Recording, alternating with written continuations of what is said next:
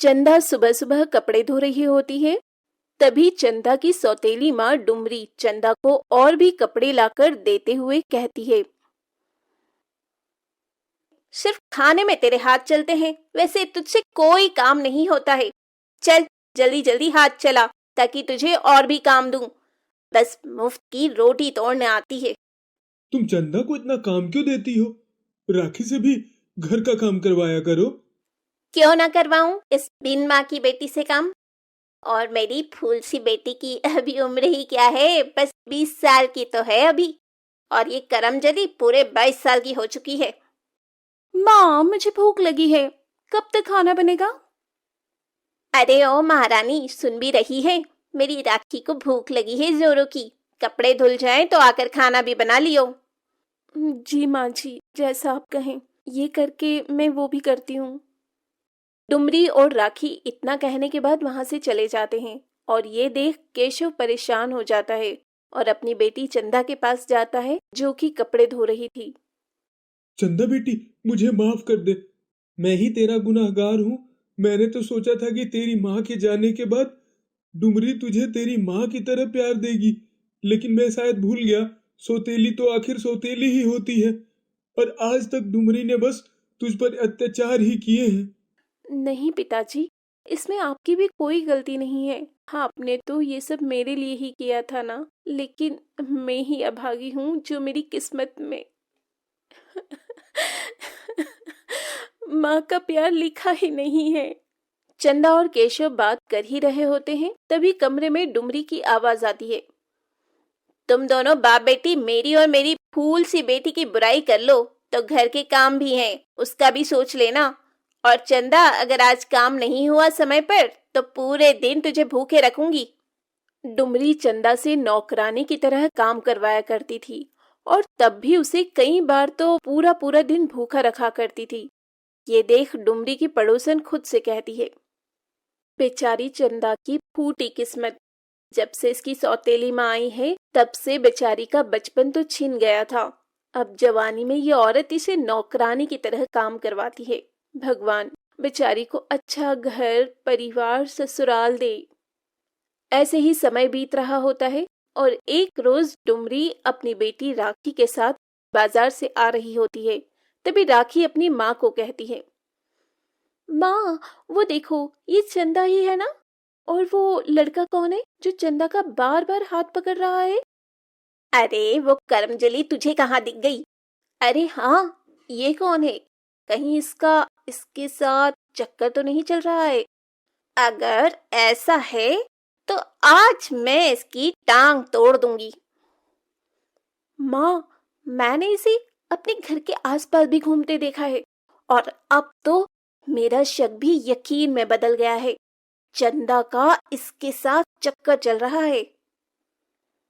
अभी यहाँ रोड पर तो मैं तमाशा नहीं करना चाहती हूँ, लेकिन आज इसे घर आने दे। जिन 2 पैरों से ये इससे अपना मुंह काला करवाने आई है, वही दोनों पैर मैं आज इसके तोड़ डालूंगी। अब राखी और डुमरी केशव के कान भरकर चंदा के आने का इंतजार करने लगते हैं। चंदा जैसे ही घर आती है, डुमरी चंदा का बाल पकड़कर उसे दरवाजे से खींचकर घर के अंदर लाती है। अरे माँ, ये अब क्या कर रही हैं? माँ नहीं, मेरा बाल छोड़ो। आप ये क्या कर रही हैं माँ? आप सुन तो रही हो ना? माँ, मुझे दर्द हो रहा है। करमजली अभागी, तो इस घर का नाम मिट्टी में मिलाना चाहती है? कौन है वो जिससे तू चिपक चिपक कर बातें कर रही थी? वो माँ, वो मैं आपको बताने ही वाली थी।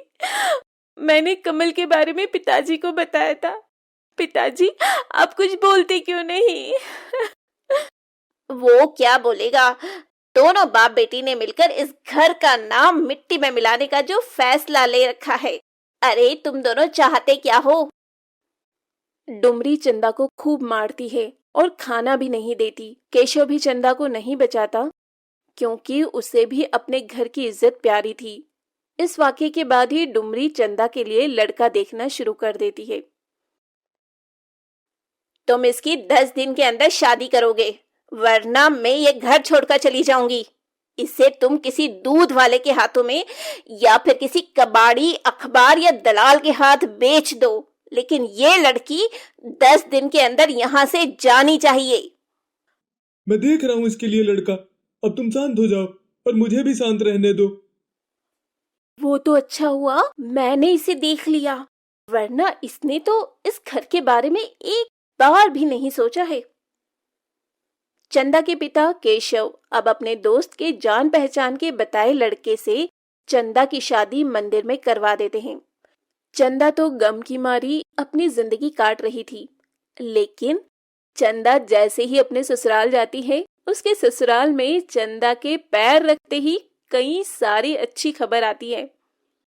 अरे बहू, तू तो साक्षात लक्ष्मी का रूप है। क्या बात है, तूने तो घर में कदम रखते ही इस घर को स्वर्ग बना दिया। हाँ चंदा, तुम्हें पता है, जैसे ही तुम्हारा गृह प्रवेश हुआ है, वैसे ही एक के बाद एक अच्छी खबर मिली है। हाँ बहू, तू यहाँ बैठ। आज ही शाम में हम अपने नए घर में शिफ्ट हो जाएंगे। मैं कुछ समझी नहीं माँ जी। देख, मैं तुझे बताती हूँ। जैसे ही तू इस घर में आई, तभी हमारे सालों से चल रही तेरे चाचा ससुर जमीन का केस हार गए और हमें ये न्यूज़ मिली। और मेरे नितिन को सरकारी नौकरी का लेटर भी आया। और तेरे ससुर का जो सालों से पैसा अटका था, वो भी कल ही मिला है उन्हें। अब हम शाम तक ये किराए का घर छोड़कर अपने बड़े से घर में जा रहे हैं। ये तो बहुत अच्छी बात है माँ जी, मुझे भी अच्छा लगा सुनकर। चंदा जैसे ही अपने ससुराल जाती है, उसके घर परिवार में खुशियां ही खुशियां नजर आने लगती है, क्योंकि चंदा के सर से तो उसकी माँ का हाथ बचपन में ही उठ चुका था, लेकिन अपने ससुराल में उसे अपनी सास सुजाता से उसे माँ वाला प्यार मिल रहा था। और अब ऐसे ही काफी समय बीत जाते हैं। एक रोज केशव चंदा के घर आता है और वो चंदा का हवेली जैसा घर देखकर बहुत खुश होता है। और चंदा की सास भी केशव को कहती है, आपने तो हमारे घर बहू नहीं, साक्षात लक्ष्मी दी है, लक्ष्मी। इसके घर में पैर रखते ही देखिए हम क्या थे और क्या हो गए। मुझे तो पहले ही पता था, मेरी बेटी के अच्छे कर्म हैं। जिस घर में जाएगी उस घर को स्वर्ग बना देगी, स्वर्ग। ये राखी की शादी का कार्ड है, हम सब जरूर आएंगे पापा जी। केशव अपनी बेटी को खुश देख बहुत खुश था, और वो जब अपने घर आता है तो अपनी पत्नी से कुछ भी नहीं कहता। दे आए महारानी को शादी का कार्ड। मैंने तो मना किया था कि कोई जरूरत नहीं है उसे राखी की शादी में बुलाने की, वो उस लायक ही नहीं है। लेकिन नहीं, आपको तो अपनी लाडली को बुलाना है। अब तुम चाहे उसे कितना भी कोस लो डुमरी, अब मेरी बेटी जहाँ भी है बहुत खुश है और अपनी पुरानी जिंदगी को भूलकर आगे बढ़ रही है। अब ऐसे ही कुछ समय बाद शादी वाले दिन शादी की सभी तैयारियों के बीच लड़के वाले राखी से शादी करने से इनकार कर देते हैं, क्योंकि उन्हें और भी दहेज में पैसे चाहिए थे। ये सुन डुमरी लड़के वालों के सामने हाथ जोड़े खड़ी होती है। बगल में केशव भी होता है। हमने तो आपको पहले ही 1 लाख रुपया दिया है, एक महंगी गाड़ी भी दी और अपनी बेटी भी दे रहे हैं, और अब भी आप और पैसे मांग रहे हैं। हम गरीब लोग कहाँ से लाएंगे इतना पैसा? मैं कुछ नहीं जानती, मुझे 1 लाख रुपए और चाहिए, साथ में सोने की चेन, वरना ये शादी नहीं हो सकती। उठो बेटा मंडप से। डुमरी लड़के वालों के सामने गिड़गिड़ा ही रही होती है, तभी एक बड़ी सी गाड़ी डुमरी और केशव के दरवाजे पर आकर रुकती है। कार देख डुमरी के मुंह से निकल जाता है, अब ये कौन आया? कहीं भगवान ने मेरी सुन तो नहीं ली और मेरी मदद को कोई फरिश्ता भेज दिया। जरूर चंदा बेटी आई होगी और दामाद जी। हाँ, क्यों नहीं, वो भिखारन कार में होगी। तुम भी बिना पिए कैसे सपने देखते हो? अब जैसे ही नितिन के साथ चंदा महंगी गाड़ी से महंगी साड़ी, ज्वेलरी पहने निकलती है, डुमरी की तो आंखें ही चमक जाती है। आसपास के खड़े लोग भी चंदा को देख हैरान थे। तभी चंदा आते ही अपने गले में पहना हार उतारकर दूल्हे को पहना देती है। क्या मांग है तुम्हारी? 1 लाख रुपए और सोने की चेन? वो छोड़ो, ये लो पूरे 10 लाख का हार है ये, और चुपचाप शादी करो। अगर अब कुछ भी बोलने की कोशिश की तो पुलिस को बाद में बुलाऊंगी।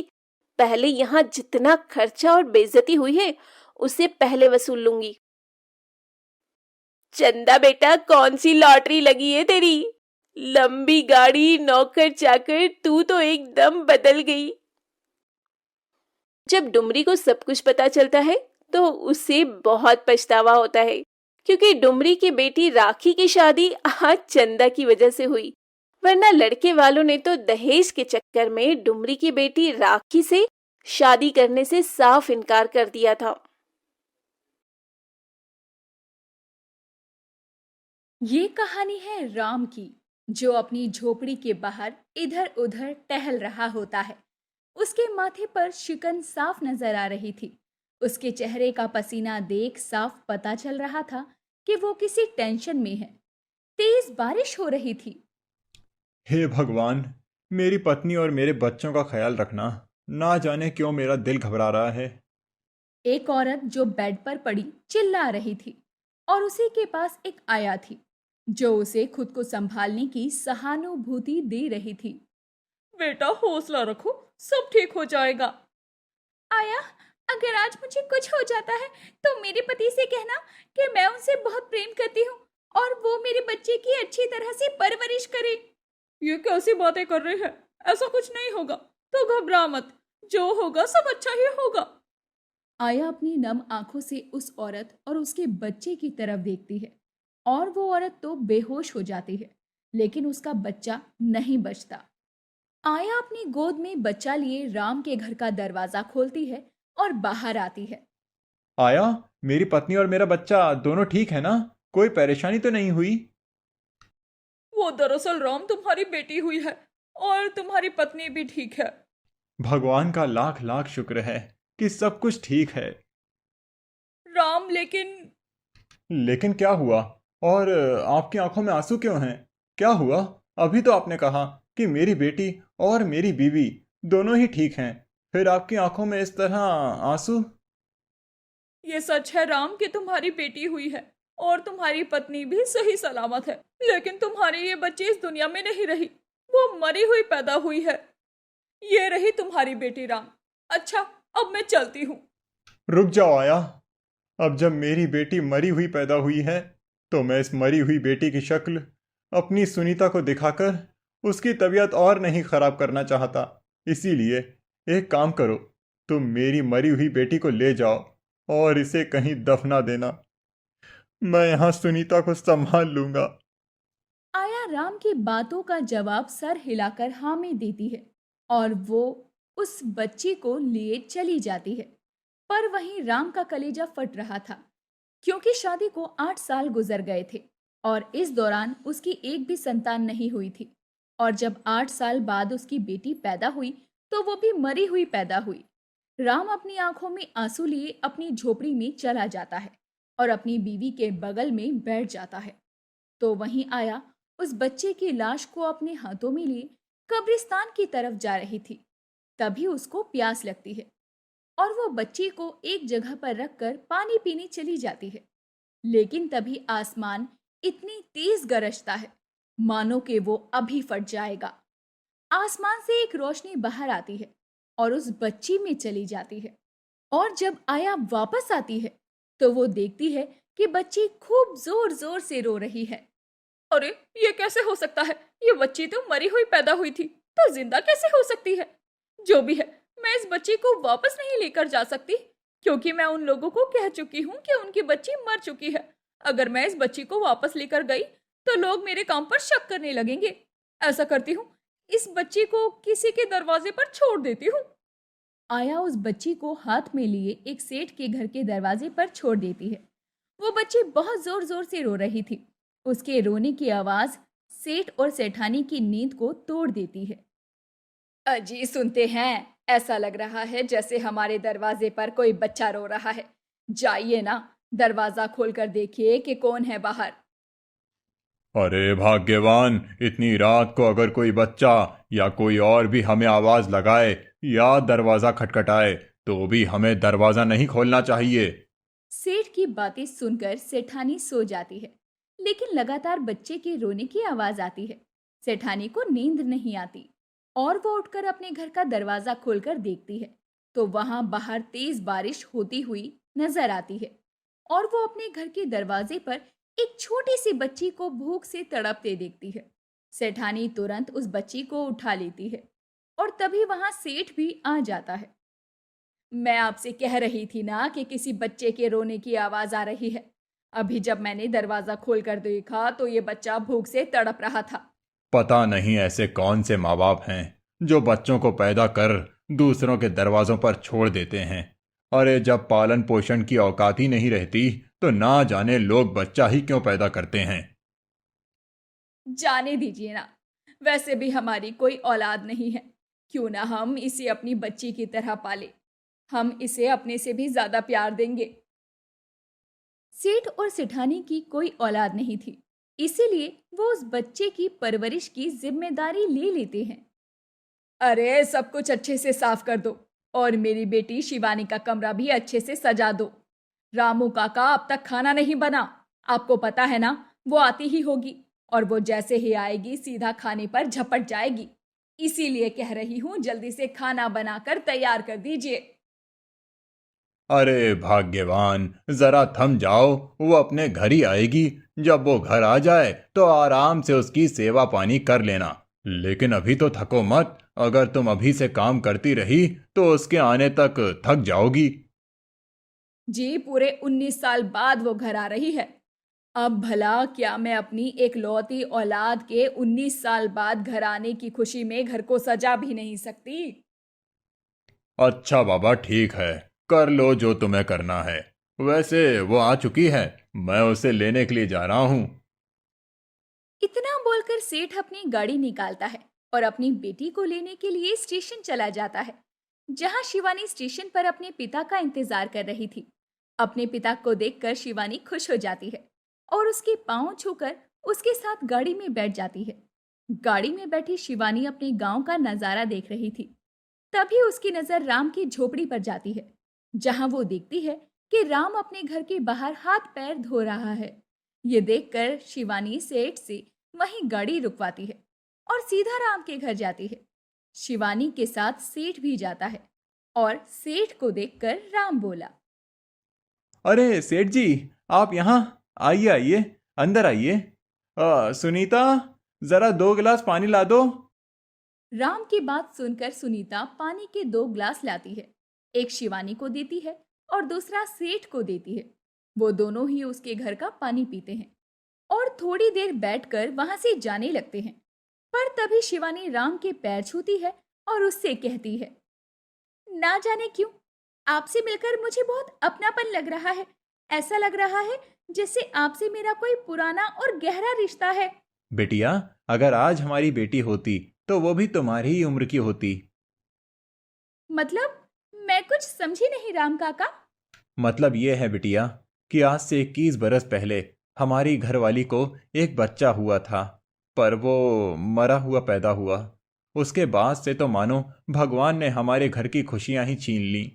ना तो हमें बच्चा हुआ और ना ही हमारी घरवाली कभी सही से मुस्कुरा पाती है। अगर ऐसी बात है तो मुझे भी आप अपनी बेटी ही समझिए। मैं भी तो 21 साल की हूँ। अगर आपकी बेटी होती तो वो भी मेरी उम्र की होती। इसीलिए मुझ में आप अपनी बेटी को देख सकते हैं। शिवानी की बात सुनकर राम और सुनीता दोनों के ही चेहरों पर एक मुस्कान आ जाती है। कुछ देर के बाद शिवानी अपने घर आ जाती है और वो सिर्फ राम के बारे में ही सोचती है। देखते ही देखते शाम हो जाती है और सभी लोग आपस में बैठकर खाना खाते हैं। आज सेठानी भी अपनी बेटी के पास बैठकर बहुत खुश थी। वो भी अपनी बेटी को बहुत ही लाड़ प्यार करती है और उसको प्यार से अपने हाथों से खाना खिलाती है। समय गुजरता है और गुजरते समय के साथ शिवानी गांव में ही बसने का फैसला कर लेती है। ऐसे ही एक दिन शिवानी मिनी स्कर्ट पहनकर अपने बाबा सेठ के साथ राम के घर जाती है, जहां राम शिवानी की गर्दन पर एक निशान देखता है। उस निशान को देखकर राम बोलता है, शिवानी बिटिया, ये तुम्हारी गर्दन पर निशान कैसा? अरे ये तो इसका बर्थ मार्क है। जब से पैदा हुई है तब से इसकी गर्दन पर निशान है। माफ करना सेठ जी, लेकिन जैसा निशान शिवानी की गर्दन पर है, ठीक वैसा ही निशान इनकी गर्दन पर भी है। इनकी तो कुछ कुछ हरकतें भी शिवानी जैसी लगती है। देखने से लगता ही नहीं कि ये आपकी बेटी है। सुनीता की बात सुनकर सेठ बेचैन हो जाता है और वहां से कोई ना कोई बहाना देकर जाने लगता है। पर सेठ अपने घर नहीं जाता। वो सीधा उसी आया के पास जाता है जो गांव में हर गर्भवती औरत की डिलीवरी करवाती थी। वो उसके पास जाता है और उससे सवाल जवाब करता है। देख आया, सच बता, तूने किसके घर की औलाद मेरे दरवाजे पर लाकर रख दी? क्योंकि इस गांव में बच्चा पैदा करने वाला कोई और नहीं बल्कि तू है, इसीलिए सच बता। सेठ की बात सुनकर आया उसकी सारी सच्चाई बता देती है। ये सुनते ही सेठ की आंखें नम हो जाती है। वो अपनी आंखों में आंसू लिए अपनी पत्नी के पास जाता है और उसको सारी बात बता देता है। नहीं जी, ऐसा नहीं हो सकता। अगर शिवानी को पता चल गया कि राम उसका असली पिता है तो हमारा क्या होगा? शिवानी तो उसके पास चली जाएगी।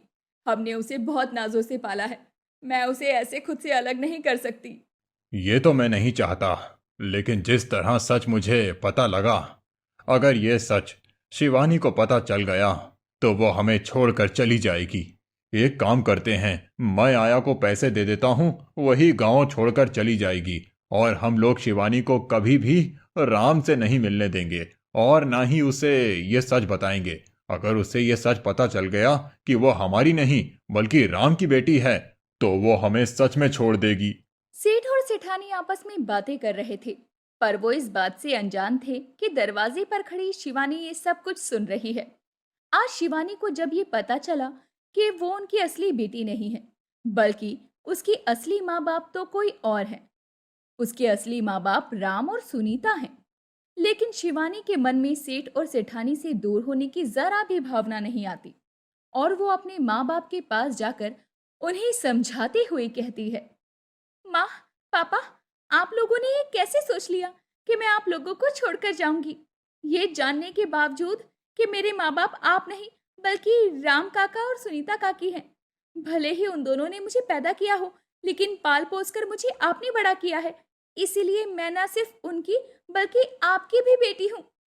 शिवानी सेठ और सेठानी से बहुत प्यार करती थी, पर वो इस बात को नहीं झुठला सकती थी कि राम और सुनीता भी उसके असली माँ बाप हैं। माँ, पापा, जिस तरह आप मेरी माँ बाप हैं, ठीक उसी तरह राम और सुनीता काकी भी मेरे माँ बाबा हैं। उन्हें भी सच के बारे में पता तो चलना चाहिए ना कि मैं उनकी बेटी हूँ, क्योंकि मैं अपनी आंखों से उन्हें अपने बच्चे के लिए तड़पते हुए देख चुकी हूँ। नहीं शिवानी, मैं तुझे वहां नहीं जाने दूंगी। अगर तू वहां चली गई तो तू वापस लौटकर कभी नहीं आएगी। मैं जानती हूँ उन दोनों को। जब ये बात उन दोनों को पता चलेगी कि तू उनकी बेटी है तो वो तुझे मेरे पास कभी नहीं आने देंगे। माँ, ऐसा क्यों सोचती हो? मैं आपको कह रही हूँ ना, मैं आपको छोड़कर कहीं नहीं जाऊंगी। लेकिन वो भी तो मेरे माँ बाप हैं। उन्हें भी तो अपनी बेटी को देखने का पूरा हक है। इसीलिए उन्हें भी ये बात पता होनी चाहिए कि मैं उनकी बेटी हूँ। प्लीज ना, मुझे मत रोकिए। मैं उन्हें सच बताने के लिए जाना चाहती हूँ। इतना बोलकर शिवानी अपने घर का जैसे ही दरवाजा खोलती है, तभी उसकी आंखों के सामने सब कुछ धुंधला धुंधला उसे नजर आता है और थोड़ी ही देर बाद वो बेहोश होकर नीचे गिर जाती है। शिवानी को बेहोश होकर नीचे गिरता देखकर सेठ और सेठानी काफी घबरा जाते हैं, जिसके बाद वो तुरंत उसे अस्पताल ले जाते हैं। साथ ही सेठ रामलाल और उसकी पत्नी को भी हॉस्पिटल बुला लेता है। वो उन्हें ये खबर दे देता है कि शिवानी की अचानक तबीयत खराब हो गई है और वो बेहोश होकर नीचे गिर गई है। भले ही राम और सुनीता को ये नहीं पता था कि शिवानी उनकी बेटी है, लेकिन जैसे ही उन्हें ये बात पता चलती है कि शिवानी बेहोश होकर नीचे गिर गई है, वो तुरंत अस्पताल पहुंच जाते हैं। सेठ जी, अचानक से शिवानी को क्या हो गया? कल तक तो वो अच्छी खासी थी, लेकिन एकदम से उसकी तबीयत कैसे खराब हो गई? पता नहीं राम, अब डॉक्टर आएंगे तभी कुछ हो सकता है। सेठ के बोलते ही डॉक्टर बाहर आता है और उन्हें बताता है। सेठ जी, घबराने वाली कोई बात नहीं है। शिवानी बिल्कुल ठीक है, लेकिन शिवानी प्रेग्नेंट है। आप लोगों को उसका अच्छे से ख्याल रखना होगा, और तो और उन्हें किसी चीज की टेंशन नहीं देना। इतना बोलकर डॉक्टर वहां से चला जाता है और ये जानकर कि शिवानी प्रेग्नेंट है, सब लोग चौंक जाते हैं।